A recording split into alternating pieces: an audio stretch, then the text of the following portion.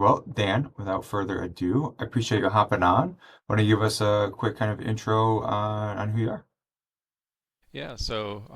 My name's Dan Rocco. I've been working on learning and development type contracts for the federal and state governments for a long time.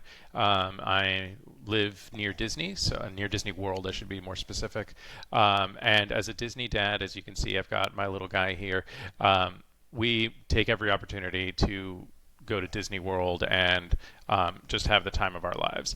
But Unfortunately, earlier this year, my now ex wife and I have decided to get a divorce. Things just didn't work out for us. It is what it is. I was going through a bit of an identity crisis. I was, let's just say, significantly heavier than I was now. I was about 260 pounds. And I used food as a coping mechanism a lot.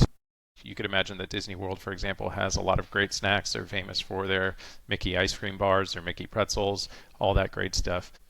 So I was using a lot of that. Epcot, being my favorite park, has food from all over the world, and that just ended up being a pretty good distraction for a lot of that home life that I was going through at the time. It was a rough time, but I also knew that as a dad of this is just my younger son that you just met here a moment ago, but I do have another son as well who's a little bit older, and I knew that if I wanted to be around for them, to be able to chase them, to be able to play sports with them, to in some cases actually just be around. I don't, because I was so heavy that I knew I was going to have to make some big changes. I found Jordan in late May, I want to say, and he started to help me out on this journey where I knew that I needed to do better for myself. Here's our Yeah, guest star again. guess yeah, yeah, the co-host. Yeah, and we like you said, we've been working together about 7-ish months, right?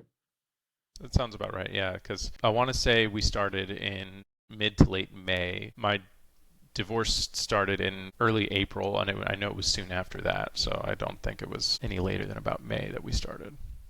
Yeah, yeah, that sounds right. Yeah, because I definitely want to talk about that because it seemed like when we started working together, you were in the midst of just a pure storm of chaos. Absolutely. Anybody who's been through a divorce can tell you that it's not a fun ride for anyone involved. Kids get caught in the crossfire, and my ex-wife, she was still being a great mom to them, but then I also needed some time for myself to re-identify myself, and I also wanted to spend a lot of time with them. Like I said, I was taking them to Disney as often as I could. She was trying to do the same thing, so we were fighting over who gets to have the kids, who gets to have the kids more often. I wanted to do this, but I wanted to do that, and it was a lot, especially when we're both living in the same house at the beginning of this. And yeah, got to be messy real fast. I'm not going to get into the details or anything like that as far as the divorce was concerned, but definitely a lot on my plate at that beginning, and I knew that one of the things that I had wanted to commit to was making sure that I was there for my boys in the long run. And being as unhealthy as I was, I knew that that was something that even my doctor had shared at one point, that um, I needed to do something now because in the long run that was not looking so great. I can attest to, and I don't even know if I told you this story earlier, Jordan, but last September, so September of 2024, I was waking up in the middle of the night like I had jumped in a pool every single night for like 2 weeks. And so I went to the doctor because that's crazy that I was sweating that much. And what the doctor had determined was that my liver basically took a vacation. It said, yeah, we're done here. You're just so unhealthy that my liver could not keep up with what I was eating, what I was drinking, my inactivity, my just general unhealthiness. My liver was just like, I need to take a break. And so I wasn't even drinking heavily at that time. That was really just, I was eating so many fats that my liver was just like, couldn't handle it. So obviously I had to completely quit drinking. And then I also had to kind of reform my diet for the next at least couple of weeks while all that was going on. And that was a pretty big scare because you kind of sort of need a liver to live. It's in the name, I guess. And it was a big scare. And it was certainly one of the bigger motivations for me to kind of get my act together, was that I had that scare, and they told me that I would have had to have a pretty drastic, lifestyle change in order to not have that happen again, or other similar things, because that one happened to be my liver, but what if the next time it was my heart, or who knows, right? Your health obviously impacts all of your organs, and the liver was just the first one to come up for me. So I got pretty scared, and again, that was one of the bigger motivations for me to kind of get started on something. Yeah. No, absolutely, absolutely. And it sounded like there was a lot of factors from, like you said, like that personal identity crisis, then like health scare, so all kind of leading all, all roads, lead to improving your health. So when we first started working together, do you remember what the kind of the plan looked like as far as the structure of the overall program? Yeah, so well, actually, prior to you and I meeting, I had committed myself to running and or walking every single day, usually about 30 minutes. I wasn't so dedicated in the sense that if I missed a day, it was just like, I missed a day. Who cares? And I would just get in there 20 to 30 minutes, which ended up looking like anywhere between a mile and 2 miles, depending on how long I went, how the day was, blah, blah, blah. And that's all I was doing. And I wasn't really tracking what I was eating any different. I wasn't lifting anything. I did buy a set of dumbbells, but they basically just sat in the box, sat in the corner collecting dust because it felt good to just have them in the room with me. I Right. guess. I don't know. But obviously, I didn't have any plan for those, and that's all I was doing. It wasn't much. It did help me kind of. I'm not going to say it helped me lose weight. What it did better for me was that it helped me stop gaining weight. I may have lost a little bit of weight after getting into that a little bit better and getting a little bit better in shape. But since it wasn't organized and it was just kind of at my own pace and I didn't really feel committed, right, or dedicated, I just knew like, oh, I want to do something. And so I went from uh, my peak weight was I think 257. Um, and by the time I met Jordan, by the time you and I met, we were maybe 245, 242, somewhere in that realm. So, and that went as far back as when my liver started acting up. So that would have been in September of 2024. And then you and I got together in May, so all about 6, 8 months later. Uh, and I was only down about 15 pounds with, again, not any kind of structure, just kind of willing it and not really committing to anything or any kind of structure, which is personally something that I work well with, is structure. Yeah, yeah. There's definitely something to saying, all right, I'm just going to go in and do something, whatever it is, whether it's a YouTube video, whether it's just go to the gym and see what machines are open, whether it's just going for a walk or run. That's a great way to kind of build that habit. But as you notice, like that structure can really help kind of fine tune things and really dial it up. Because when we started working together, we really tuned up the nutrition side of things, the runs you were doing, couch to 5K, and then also implemented those dumbbells, correct? Yeah, we started implementing those dumbbells. We started to do those weight exercises. The first thing we did was just logging the food. Said, hey, let me show you how this food app works, where you can, if it's something that you get at a restaurant or even out of the grocery store, it's very easy to be able to like look it up and scan it and send it off. Even if it's something that you're cooking at home, you just kind of put the ingredients in there, and it's really not rocket science. So I was like, oh yeah, that's really easy to do. We did that, I think it was 2 weeks. And what that did for me was it opened my eyes to holy crap, I am eating just an absolute ton of calories, an absolute ton of fats. And I didn't realize that, like, I think it's common knowledge that like 2,000 calories is the standard. And, some people do 2,500, give or take. Um, but when I was first logging the food and I was like, okay, let me just do the first day or two. And I think the first day I logged something like 3,700 or 4,000 calories. And I was like, that's double what like you're supposed to do. That's crazy. And then after a couple of days of that, every time I picked something up, like let's say I would pick up a cookie or a donut or a soda, and I would be like, do I want Jordan to know that I'm eating this right now? Do I want and so it wasn't even the fact that I was upsetting myself. It's like I didn't want to upset the person that I made myself accountable to, right? I know that when I'm working with Jordan, I'm going to be saying, hey, and of course, everybody likes their indulgences. Maybe you do like a cookie or an ice cream every once in a while. That's not a big deal. You just have to factor that in and know that, okay, if I'm going to be committing to, let's say, 300 calories of ice cream now, maybe earlier in the day, I can have a lighter lunch or a lighter breakfast and just account for it. And you can make it work, and also not to sit down and have 1,000 calories worth of ice cream in one sitting. That's just obviously I mean, guilty. I've done it, but you do have to make up for it in the long run. Maybe I would go on an extra run or lift an extra set or two just because I knew in my head that I was committing to that I had already committed to that by eating the extra whatever that I was eating. So it kind of just opened my eyes to, oh man, I'm really eating a bunch of junk. And just on the accountability of my own, I was like, is it really worth it to have this extra cookie?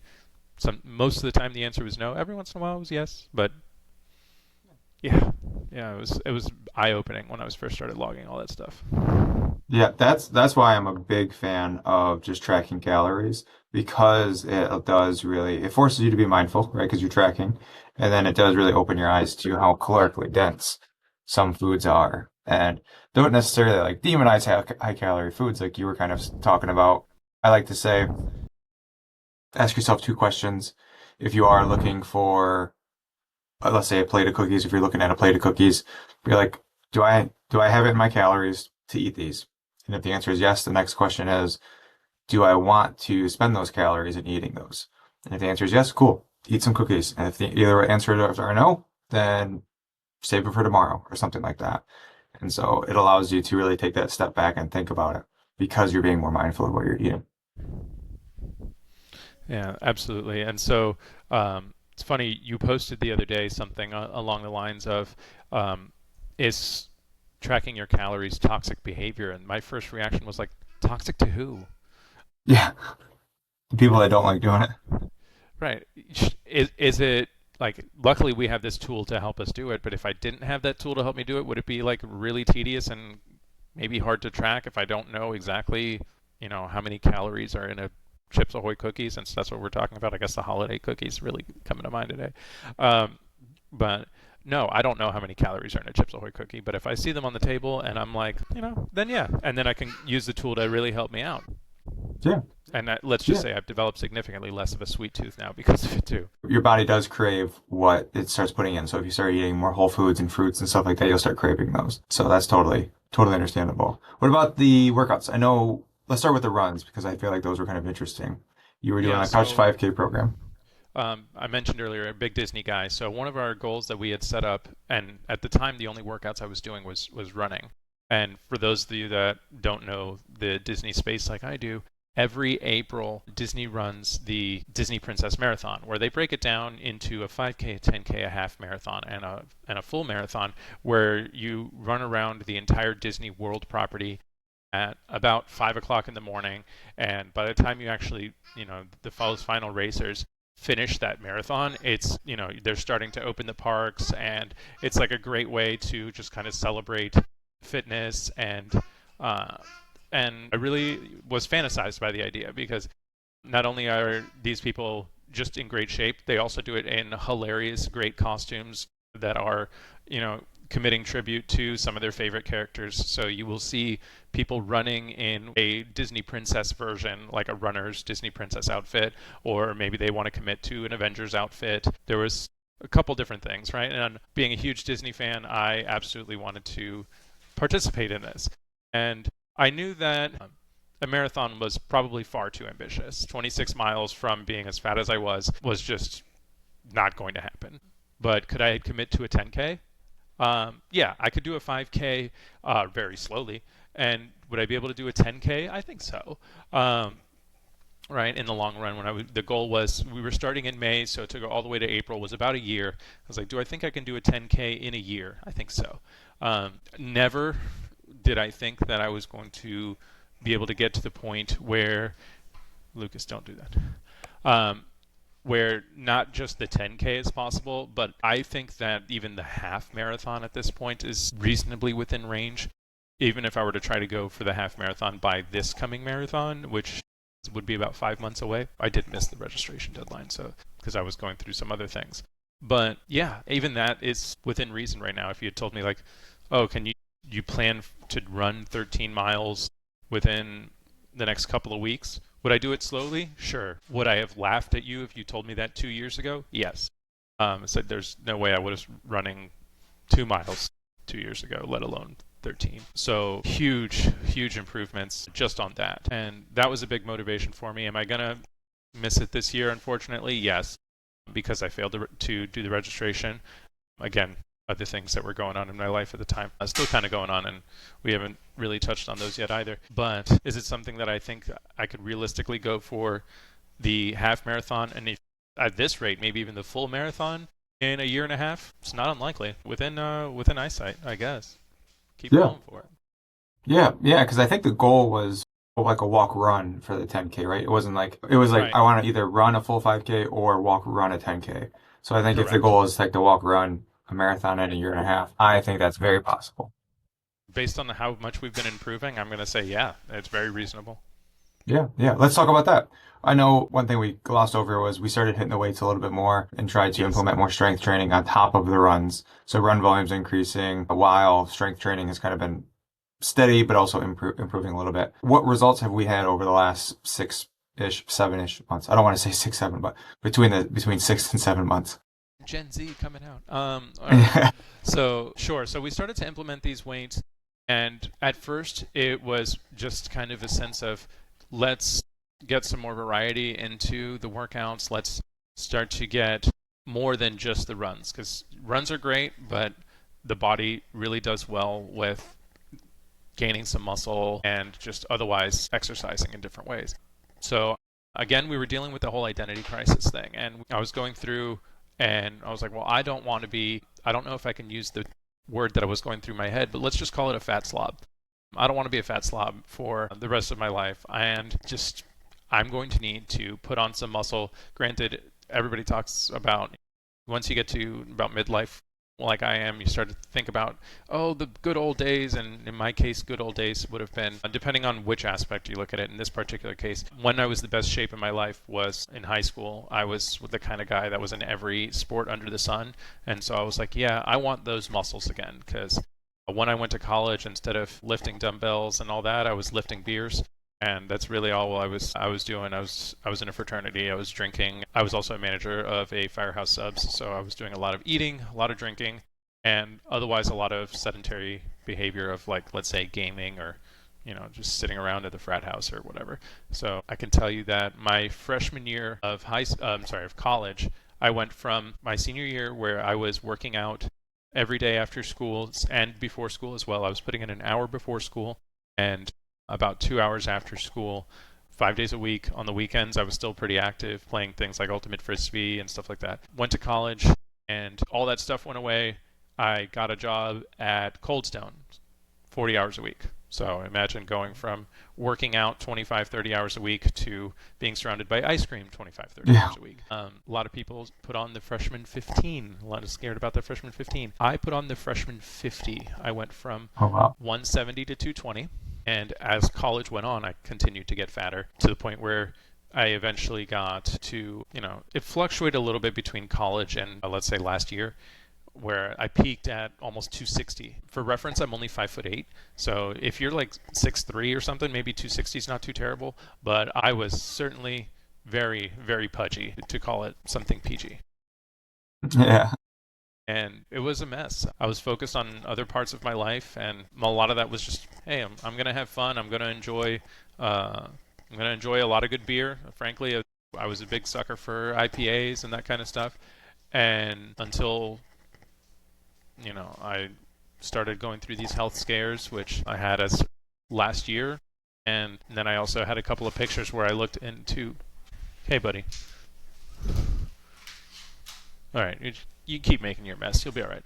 So, had these health scares last year, and I also got a lot of pictures that I would start to see, and I'm like, am I really that fat? There's no way I'm actually that fat. And I would go look in the mirror, go look at some of their old pictures, and yeah, I really was just starting to get disgusted with my physical self. And I said, I got to start doing something, because I'm disgusted with myself mentally, and then you could see physically my body was starting to shut down and give me all sorts of issues that I wanted to do away with, obviously. Yeah. Yeah. And then, so that kind of leads us to starting to working together. And I can pull up the numbers here, but do you know how much weight you lost since we started working? I don't know the exact number. No. I will pull it up. I I do want to know. say, Go ahead. yeah, I want to say that when we started, I was weighing about 240. Um, I don't know the exact number, but give or take, maybe 238, 242, somewhere there. And the lowest I've weighed this week, which, full confession, it is Christmas week and it has been a tempting week. So I got to my low mark, I think was 188, and I weighed in this morning at 191, but that's not that crazy of a fluctuation. So doing that math, we're down, what, 50 pounds? Yep. Yeah, I have 53.4 is what I have for weight loss Yeah. since we started working together. Yeah, that's in 6, 7 months. Yeah. We did it. I did it again. Gen Z, shout out to you guys. Yeah. But I mean, so one thing I do want to really highlight is you have had literally like every excuse in the books to put things on pause, to not start, put yourself on the back burner, kick the can down the road. And Yeah. you took those as challenges to just double down and be consistent. And you've lost 50 pounds, over 50 pounds in 7-ish months. Yeah. Well, one of the challenges that we haven't touched on in this conversation today was that about 3 months ago, 3.5 months ago, I also got laid off from my job. So, on top of the divorce and on top of getting laid off, I needed to find some kind of something to fasten myself to, as somebody would call it, like their rock. What is their foundation that they can keep coming back to? Because if life keeps getting chaotic, and as you saw between the divorce, which obviously leads into me having to move, so this is my new place. I've been living here almost 6 months, and losing the job, and just the overall instability that life was becoming, I needed to be able to hold on to something as my foundation. And the only thing that was consistent for me, that I knew that if I needed to get out of my mental space, was a really good workout. I had mentioned earlier, I'm a really, really big Disney fan. And one of my things that I was doing a lot was that I would go to Disney World on my own, just kind of do a solo day at the parks and be like, I need to take a day to just be me. I don't care. Well, when I got laid off, my annual pass expired within maybe about a month, month and a half of that. And so I lost that ability. So I needed to find something else that I could really come back to as my foundation. And I knew that that was coming. So I tried to change my I guess escapism, right? My source of escapism from my Disney World trips to my workouts, and it worked. It was really, I did enjoy my Disney trips on my own, absolutely, and I'm still being conscious because we talked about earlier the calorie tracking and all that, and so I would just make sure that when I'm going to specifically Epcot, that's just where I'm a biggest fan, mostly because I'm a foodie, but also I'm a big fan. It is what it is. I knew that I'm going to be only getting the healthier snacks. When I'm going to deviate from that, I just account for it. I'm not going to have all the pretzels all day long. I've had friends that have gone and they're like, oh yeah, every time I get hungry, I'll just go grab a pretzel. I'm like, well, how many pretzels did you have today? And they're like, oh, 5 or 6. Have you seen these Disney World pretzels? They're like this big. If you have 6 pretzels, you're talking about 3,000 calories, probably. It's wild. They're huge. They're delicious. Don't get me wrong. But like, that's more than your whole day's worth of calories just in random little pretzels. Not so little pretzels. So I would just make sure, like, oh, am I going to have a pretzel today? Okay, let's say I do. I'm going to have one at maybe 10 a.m. or something. And if I'm going to have another snack and instead of like a full meal, maybe I'll have it like 2 or 3 o'clock. And then I would also focus on making sure that I stay hydrated because I am in Florida, and that's a really big thing around here is, getting dehydrated, and the heat stroke and all that gets kind of scary. Yeah. Yeah. Plus, if you're there walking all day, you're going to be burning a lot more calories than like maybe a normal day. So you can have that extra pretzel, you know what I mean? Yeah. So for a Disney fiend like myself, somebody who does what we call rope drop to fireworks. Rope drop is when the park opens. Fireworks is the end of the night spectacular. 25,000 steps is not too crazy. I've done 30, 33,000 on one of those Jesus. days, but that's also because I'm on my own and I don't have to wait for the rest of my family who's looking around at all the spectacular stuff that's around because they're seeing it for the first time, and I just, hadn't seen it since Tuesday. Yeah. Yeah, no, absolutely. So, been crushing it, been absolutely kicking butt with all of your goals. And I think, were you the one telling me that we like surpassed your end of the year goal for weight. Weren't you trying to hit 200? He's correct. So my when we first sat down in May, we had set our goal for 200 pounds by the end of the year. So doing that math, it was something like 8 pounds a month. That is very reasonable, right? Doing 2 pounds a week if you're really dedicated is not too crazy. But I saw that I was kind of surpassing that goal. You know, some weeks were 2 pounds, sometimes it was more, sometimes it was less. Sure. Uh, uh, Come actually the week before Thanksgiving, I first hit 199.6 or something like that. And I was like, all right, I got my 200. I went ahead and sent my picture, and I was like, look, it's in stone. I've made it. But it's the week before Thanksgiving. On top of that, about 2 weeks after Thanksgiving is my birthday. About 2 weeks after that is Christmas. It is temptation season, to say the least. So I was like, this is going to be tough. Maybe I'll hit the 200 and then I'll just kind of coast at 200 for the rest of the year. What I was thinking. Turns out, you touched on this earlier, when you don't eat those types of things as much anymore, it's very easy to resist them after a while. If you would have told me a year ago that I was in a room full of cookies and ice cream and that I would have just been like, right, uh, I would have laughed at you, because I have a good sweet tooth.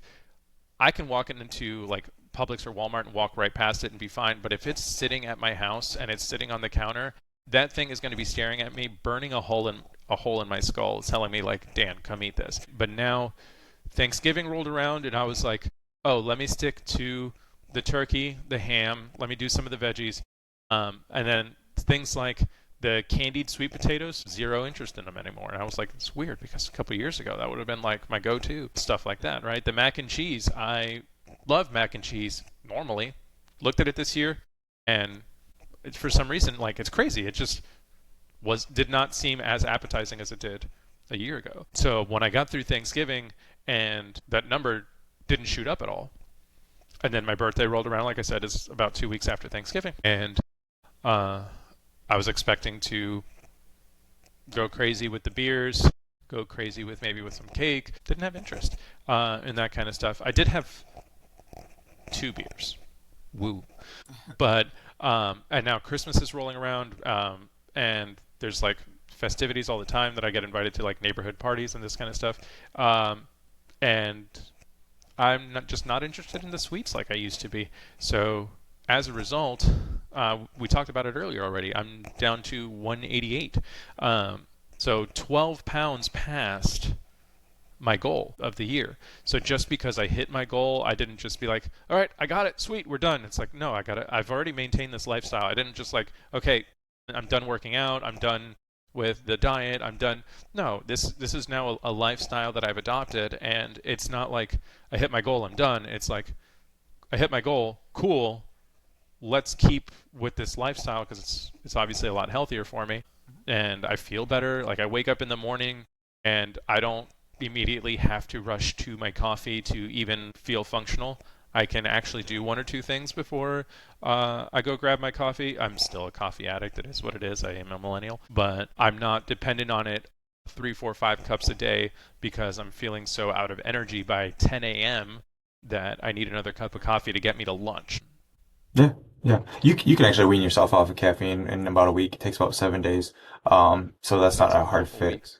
Yeah, it's a lot of ibuprofen. But one thing that you touched on a while ago, that I want to circle back to is like having, you call it a rock. I call it an anchor, where it's like, this is my semblance of control or normalcy.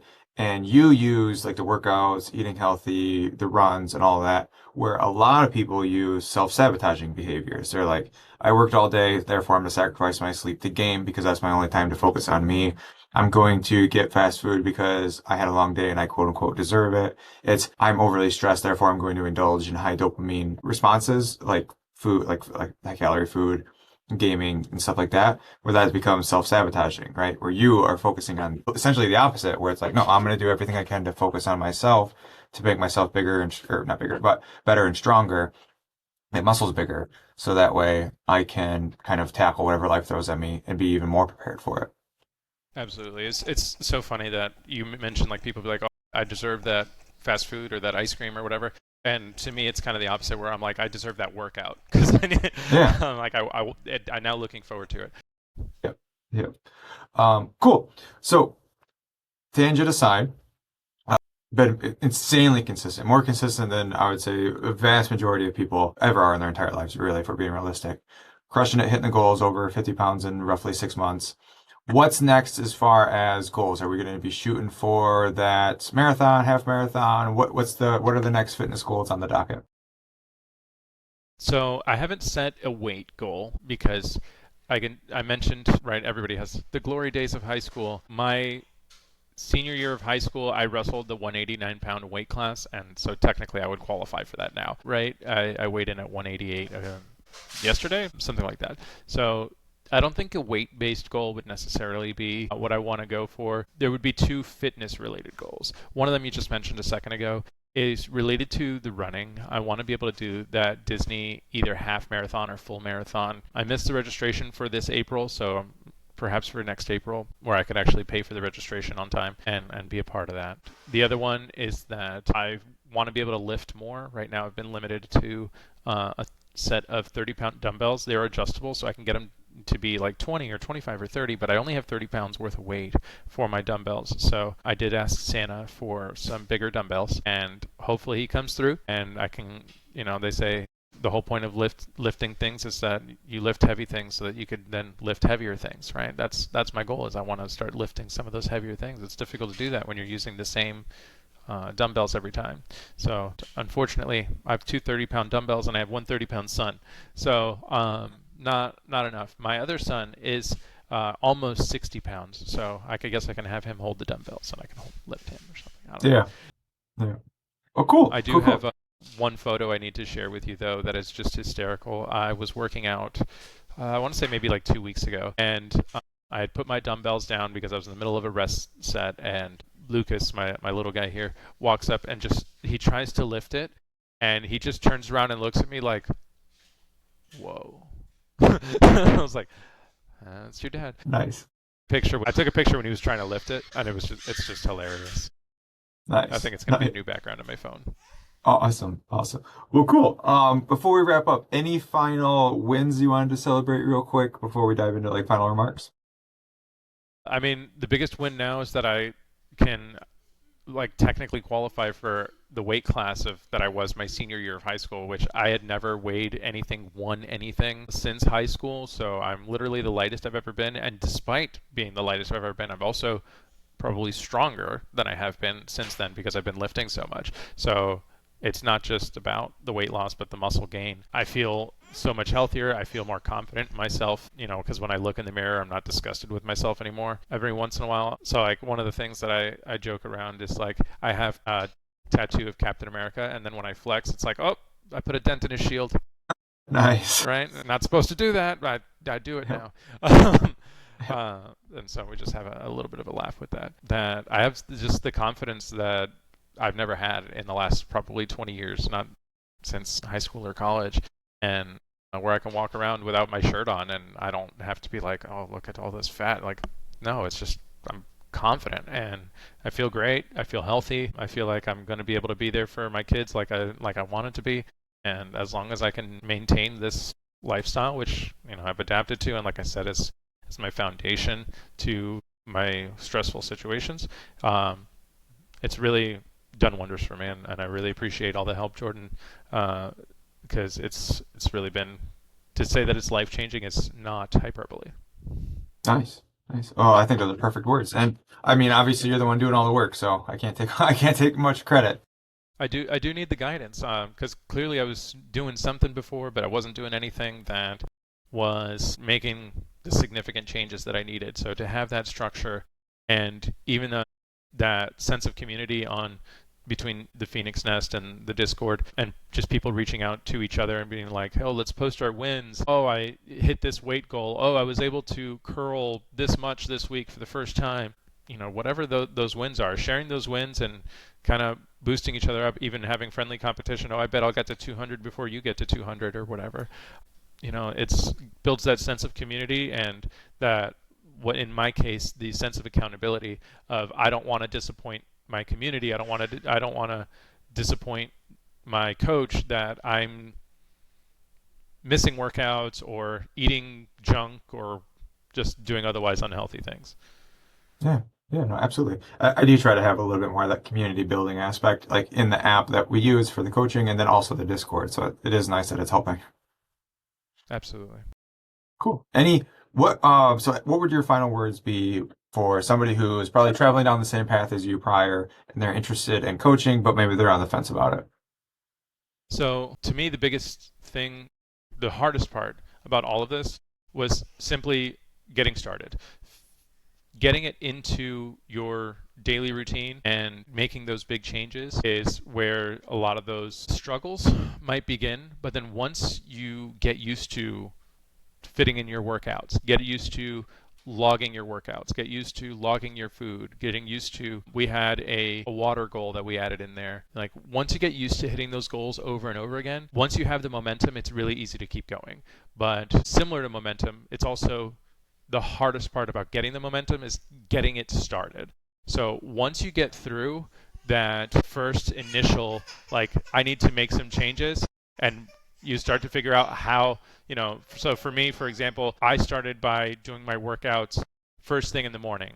And for a while there, that was working, but maybe what I had mentioned I got laid off. So now doing my workouts first thing in the morning didn't work for my schedule, so I had to figure out when to do it otherwise. So once you figure out where it falls comfortably in your schedule, in your daily schedule, then all of a sudden it's going to be very easy to keep that momentum going and continue to stay committed. And especially after you start to see those results, not just on the scale, but in the mirror, right? You start to really be like, oh, I'm starting to, like, I had this muscle development here, and I was like, is that muscle? Like, what? That hadn't happened to me for years. And then when I finally saw it in the mirror, I was like, yep, got to keep doing that now. Like all of a sudden, it was very easy for me to keep going, right? Because I was able to physically see the results, physically feel the results, and just the hardest part for sure is just getting started. Once you get through that, it's really much easier to keep on going. Yeah, no, 100%. There's a kind of a cliche. They say the heaviest weight in the gym is the front door. And there's definitely something to that, right? I'd never heard that, but yeah, that makes sense. Yeah, yeah. Cool, cool, man. Well, you're kicking ass, taking names, absolutely crushing it. Definitely keep that momentum going. And again, I appreciate you hopping on, and I guess until next time. Till next time.